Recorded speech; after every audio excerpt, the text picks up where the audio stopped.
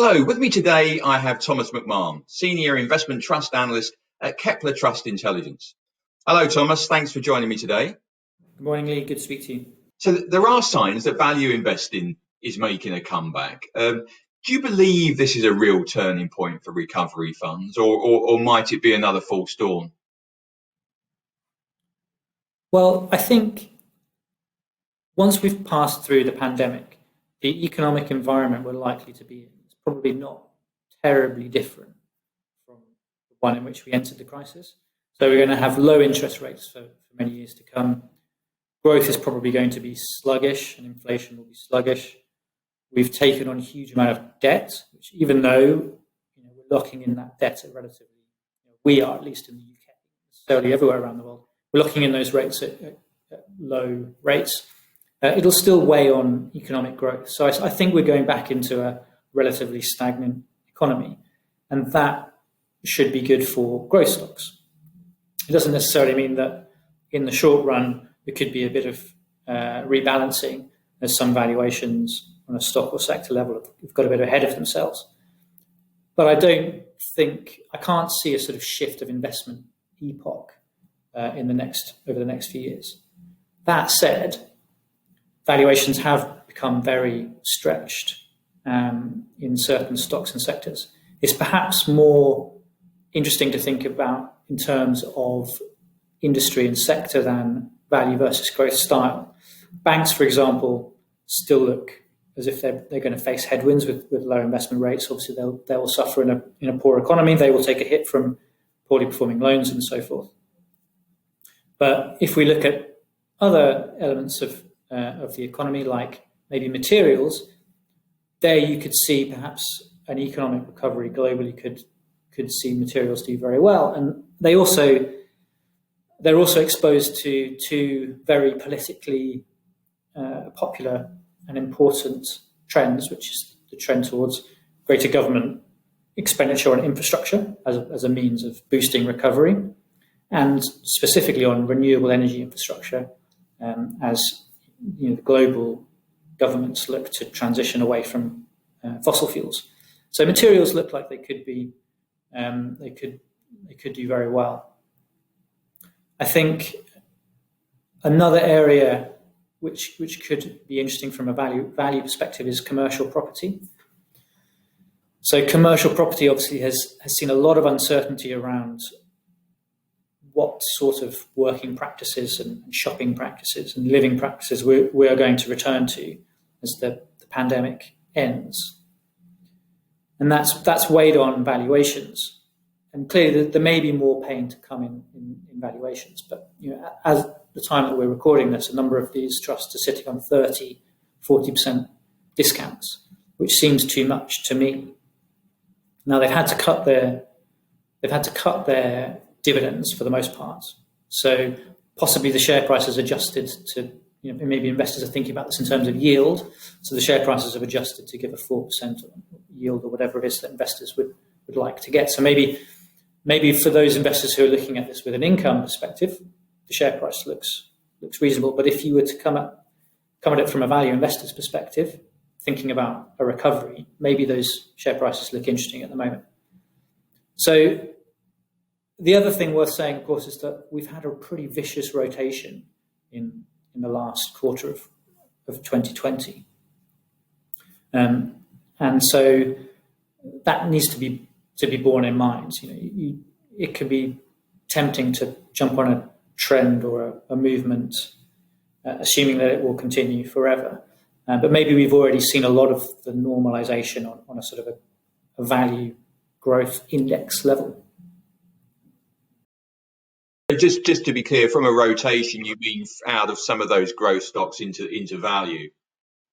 Yeah. So I mean, just looking at in the investment trust sector, there have been some really remarkable share price returns over a short space of time in some of the more value exposed names. Aberforth, small as Aberforth split would be a classic example where shareholders have seen really very strong gains as really on the vaccine news, really when that came through. I think that was the key thing where investors can start to say, okay, I think these companies have a future now, even if it's going to be difficult getting there. And a lot of the valuations, I just think, so just as an example, Aberforth is obviously a value-focused investment strategy. They use a value-focused investment strategy in small caps. And their illustrative portfolio, their representative portfolio was on a valuation gap versus the market, 3 standard deviations below the mean in the middle of this year. So, an extreme valuation gap. That started to revert, and they've seen very strong share price moves. I still think there's a lot to come in those portfolios, but I think for investors looking more broadly at value versus growth, you just need to bear in mind that we've already seen a pretty hefty move. Indeed. So we've talked about value. Should investors consider taking some profits in the growth winners? I mean, I'm really thinking about trusts like Scottish Mortgage, and just really wondering, what are the cheap alternatives? Are there any cheaper alternatives that could do an equally good job? I tend to think that the taking profits idea can be a bit unhelpful sometimes, because if you want to be a rational investor, you should always be saying, right, what's the best opportunity right now? So whether you've made a lot of money in an investment shouldn't influence your decision. It's very hard not to, of course, but if we're being truly rational, that's how we should think. When I think about Scottish Mortgage in particular, it's pretty impressive how their portfolio now at this point of the year is not what it was at the start of the year. Obviously, they have some large positions that are still there, but they've made some quite considerable changes, and it's wrong to think of it as sort of a box, sort of static box of stocks. In terms of cheaper alternatives, I mean, premiums, trusts like Scottish Mortgage are regularly issuing a lot of shares, so the premium can move around quite persistently. But if you want to sort of broaden your exposure within areas that it invests in, I think Allianz Technology Trust, I think it's probably still on a small premium at the moment, but again, it's another trust that's regularly issuing shares, so it may not be at the time that anyone's watching this. But that has a much broader tech exposure, tends to look to a lot more mid-cap tech stocks, and that could be an interesting way of broadening exposure. Another area that Scottish Mortgage has a lot of invested is within healthcare.